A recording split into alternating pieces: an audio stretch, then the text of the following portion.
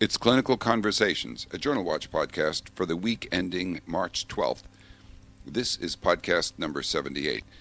For links to earlier podcasts, go to podcasts.jwatch.org. I'm jelia. Welcome. We've got an overview of what kinds of drug studies are being published in the top journals, a kind of satellite overview that was published this week in JAMA. It may change the way you approach your medical reading. News first. Arguably, the big clinical news this week comes from the UK, where Lancet and Lancet Neurology published what will probably come to be called the Rothwell hypothesis, after Peter Rothwell, who wrote or co-wrote 4 articles pointing out that the goal of lowering cardiovascular risk and hypertension should not be merely reducing blood pressure, but rather reducing its variability between visits. Stroke risks, Rothwell found, were significantly lower among patients with lower between-visit variation in blood pressure, and that was associated more with use of calcium channel blockers.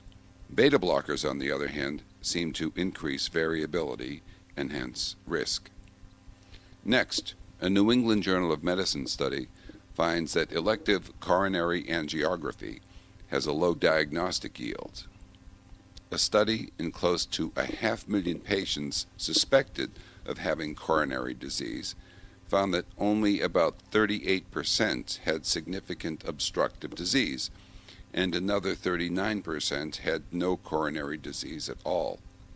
Patients with a positive result on a non-invasive test beforehand were moderately more likely to have a positive finding on catheterization.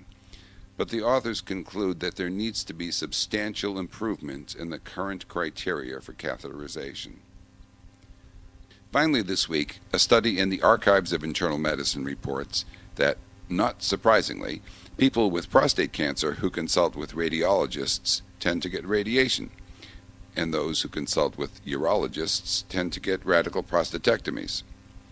A strongly worded editorial is critical of what the author calls the prostate cancer treatment bazaar, and he recommends that primary care physicians, who are rarely consulted between diagnosis and the start of therapy, be brought into the decision-making process.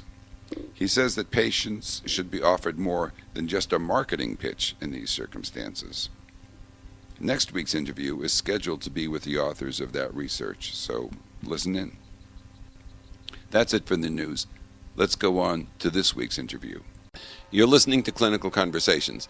JAMA this week published a kind of high-level exploration, like a rough map of drug research as published by the top 6 journals of general medicine. The explorers wandered around the contents of some 300 randomized trials, observational studies, and meta-analyses of drug therapy. Their hope was to classify broadly the characteristics of the research, and in particular to examine very closely the papers studying comparative effectiveness of drug therapies, who the sponsors were, and what their focus was. We have one of those intrepid explorers with us as our guest this week. Dr. Michael Hochman last visited with us about a year and a half ago to discuss his paper on how the news media covered drug research. In those days, Clinical Conversations was called Admitting Diagnosis. Dr. Hochman is now at the Keck School of Medicine at the University of Southern California in Los Angeles, where he is an assistant professor of clinical medicine. Welcome back, Mike. Thanks for having me. I want to ask, first of all, why the sudden national interest in comparative effectiveness studies? Well, I guess the first thing I would try to explain is what we mean by comparative effectiveness research, because it's a little bit of a jargony term that gets thrown around. Mm-hmm. Basically, in a nutshell, what we mean when we talk about it is research on existing therapies and strategies and diagnostic tests, as opposed to research aimed at developing novel and potentially marketable new technologies and services. Mm-hmm. Probably a lot of the recent national interest in comparative effectiveness research stems from an increasing recognition that maybe we're not practicing medicine in the most efficient way possible, and a large part of the reason is because we actually don't know how to use the existing technologies and therapies that we have in the most efficient way. There was a study this week in, I think it was Archives, maybe it was JAMA, about prostate cancer. And one of the points made in the study was that, you go to a radiologist for a consultation, you get radiation. You go to a surgeon for a consultation, you get surgery. And no one's really explored closely the comparative effectiveness of those therapies are. Your study was about drugs. And so, as you said, what comparative effectiveness studies do is they concentrate on existing therapies and not so much or not at all on new molecules, right? Just to review that. That's correct. Okay. And you looked at about 300 papers on drug research in the top 6 journals, like, JAMA, New England Journal of Medicine, Lancet, BMJ, Annals, and Archives. Archives. Okay. And about a third of them were comparative effectiveness studies, some more so in some journals than in others. Do you think there should be more, or should have been more, comparative effectiveness studies? I do. I think people could potentially react to that in different ways. Some people could say, gee, we've been hearing that there's this huge need for comparative effectiveness research, and you guys found that 32% of all studies qualify as comparative effectiveness studies. But when you actually really think about it, the fact that only 32% of medical research, or at least with regards to medications, is geared towards helping doctors better use existing medications as opposed to focusing on mainly the development of new therapies, that does seem like a pretty small number. And as more and more new therapies become available, it certainly begs the question of whether doctors could get lost in terms of how to use all these new technologies as they are developed. Mike, are you saying that if only a third are comparative effectiveness studies, then 2/3 are about new molecules? That's not entirely true, but I would say the large majority of those other studies are. An example of a study that wouldn't be a comparative effectiveness study, which would involve existing therapies, is, for example, there was a study we looked at that was an NIH-funded study that examined the use of a proton pump inhibitor for the treatment of asthma, because as probably a lot of the audience knows, many doctors use proton pump inhibitors to treat asthma, but there's not a lot of evidence for it. So basically it's used in an off-label manner. And basically the study was done to test whether this off-label practice is actually effective, and they found that it wasn't. So that is a study that involves existing therapies, but according to the definition we used of comparative effectiveness research, it didn't qualify because it compared a treatment to a placebo group rather than to another active therapy. Mm-hmm. So it's not a perfect correlation, but there's also problems the other way. Some of the studies that comparative studies did involve probably new indications for therapies, off-label indications. All in all, I think our study does suggest that well under half of all research is devoted to helping doctors better use existing therapies. Are we better off focusing on the drugs that we have now, or are we better pursuing the newer ones? I mean, the fact that the drug companies are paying for research on the newer molecules is, I guess, understandable, because they want new products to market. On the other hand, just doing that, I think you find a flaw in that approach, don't you? Yeah, exactly. I think both types of research are very important. We obviously need new therapies and new compounds if we're going to advance medical science, but if we're not also doing research that helps us use these new therapies and technologies in an appropriate way and also helps us better use existing technologies, we're going to run into trouble, and I think we already have, as evidenced by the recent healthcare debates and the discussion about the inefficiencies in our current system and the unnecessary treatments that we do. I think the prostate cancer issue is a good example that you raised before. For patients with early-stage prostate cancer, there are several different treatments. Surgery, and as you noted, many times when patients go to surgeons, that's what they get, and radiation is another option, and many times when patients get referred there, that's what they get. And another equally reasonable option is watchful waiting, essentially close monitoring.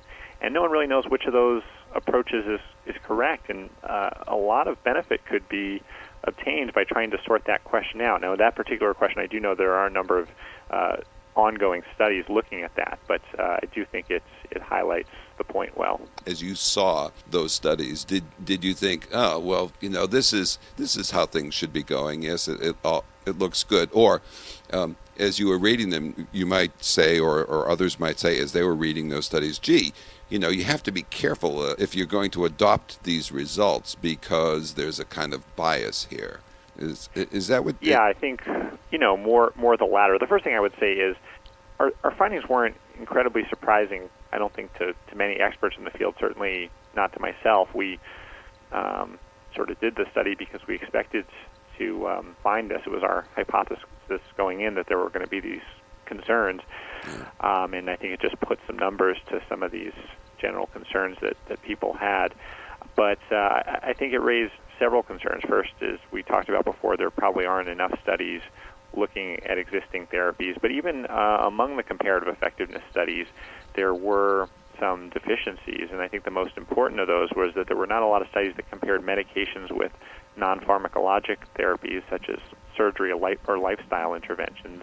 There weren't a lot of studies that compared different medication strategies. So, for example, what's the appropriate hemoglobin A1C target in a patient with diabetes, or what's the appropriate CD4 count to initiate antiretroviral therapy. And these issues are really fundamental to medical decision-making. In contrast, the highest category of types of comparative effectiveness studies were studies that just simply compared medication A versus medication B, which are important, but maybe not as critical as some of those more fundamental types of studies that I spoke about before. As you looked at some of those studies, you noted in your article that very few of them were about cost effectiveness, and Correct. And very few were about safety. Correct. And the people funding the cost effectiveness studies were almost always non-commercial. Correct. Well, the first thing I should say, there were only two cost effectiveness analyses in our entire 328 study analysis. Both of those did happen to be funded by non-commercial entities, which I guess one might expect, but it's hard to draw firm conclusions based on a sample size of just two. Yeah. So I think the more remarkable finding is just how few of these cost-effectiveness analyses are being done. And the other category that I mentioned was safety. So I think it was 19% of the comparative effectiveness studies focused on safety. This is not to say that other studies didn't appropriately address safety issues. Perhaps some of them did, but just 19% focused on safety. I actually think, and some of the reaction I've got is that maybe that is an appropriate number. Maybe it's appropriate that most studies should focus on efficacy outcomes and only a minority focus on safety. But I think with the high-profile Vioxx and Avandia cases recently, where it was pretty clear that not enough attention was paid to safety, I think maybe that 19% number is too small. The other point I would make about the safety bit is that the vast majority, I think it was about 90% of the safety studies were funded at least in part by non-commercial entities. And I think that this is really an important finding because it shows that the pharmaceutical companies just simply aren't focused on safety as one might expect, but yet their products can potentially lead to important safety concerns. And I think that this is a problem. Yeah. What happens when a clinician listening to this next week is sitting in her office and their favorite drug rep drops by and drops a reprint off on the desk? Given what you know about the shape of how medical research is written, how would you counsel her in looking at that reprint that's been left for her? Yeah, I think that's a good question, because I think the main point is that it's very easy for a drug company to find a new compound and do a randomized trial and compare it to a placebo and show that it has some benefit, even if it's small. What would be much tougher would be for that company to do a large study comparing it to other existing appropriate active therapies and show that it's actually better than these older therapies. So I think one important thing is when we get these drug company studies, we want to see what did the new therapy get compared to, and was it actually better than presumably less expensive existing therapies that have a much longer safety track record. If it's something that's just as good, and even if it's the same cost, taking the cost entirely out of the equation, I would argue that it's always better to use the older therapy for which there's more of a safety record, and we really only should be adopting therapies that are actually better than existing therapies. Is there a resource, a database of these studies of good comparative effectiveness studies that you're aware of? There isn't, and that's actually why we did this inventory, because there is very limited information about existing comparative effectiveness studies. The Federal Coordinating Council on Comparative Effectiveness Research is currently developing such a database as part of the $1.1 billion in funding that's going to come from the American Recovery and Reinvestment Act for this type of research. So hopefully that will be forthcoming. And what was the name of that organization again? It's called the Federal Coordinating Council on Comparative Effectiveness Research, and there was actually an excellent editorial in JAMA that accompanied our article by Patrick Conway and Carolyn Clancy, who are very involved with that organization. I'll put a link to the editorial on the website. So, with regard to cost-effectiveness analyses, what are your findings, and what would you recommend, if anything, that would change? While I do think these studies are very important from an academic perspective, and they're very important for sort of letting doctors know that the treatments and therapies we prescribe actually consume resources, they provide us with that perspective. I don't think we're quite yet at the stage where we should be or even need to be making therapeutic decisions based on cost. In other words, I don't think we need to be rationing healthcare or based on cost-effectiveness analyses. And the reason for this is I think that there's so much waste in the current system that we could save a lot of money simply by cutting out unnecessary and potentially even harmful things that we do to people. And that would save a lot of money without causing any rationing whatsoever. So I think a good example of this would be the vast majority of patients with back pain do not benefit from surgery. Numerous studies have shown that, and yet many patients with back pain continue to get surgery even in situations where they probably won't benefit from it. And we could cut a lot of costs simply by not doing so many of those surgeries. There's many other examples: unnecessary stenting in patients with stable cardiac disease, polypharmacy in patients who really don't need additional medication. So there's, I think, a lot of this has been highlighted by research from the Dartmouth Health Atlas that has gotten a lot of recent attention in the healthcare debates. Okay. Have you got any research on the boards now that you're doing to examine this a bit further? Well, I think that the next most important thing with comparative effectiveness research is to figure out how to, for new findings to be implemented in clinical practice. So a lot of studies, good studies that have been done, unfortunately, don't always lead to changes in how doctors practice medicine. I think the All-Hat study is a classic example. That was the NIH-funded study that looked at the appropriate first blood pressure medication that should be used, and it showed that thiazide diuretics are at least as good as any of the alternatives and obviously much less expensive. Yet many physicians continue not to use thiazide diuretics as much as they should and frequently don't use them as first-line therapy. So I think that a very important issue to look at is how do we change physician behavior based on the evidence. Okay. All right. Well, Dr. Michael Hochman, I want to thank you for two things. First of all, for talking with us today, and secondly, for reading 300-plus research papers. Thanks. Talk to you soon. Thank you. Thank you. That's it for this week. You can reach Clinical Conversations at 1-617-440-4374. Earlier podcasts are all available at podcasts.jwatch.org, where links for the news stories can also be found. Clinical Conversations executive producer is Ador Yano. I'm Joe Elia. Join us next time, and thank you for listening.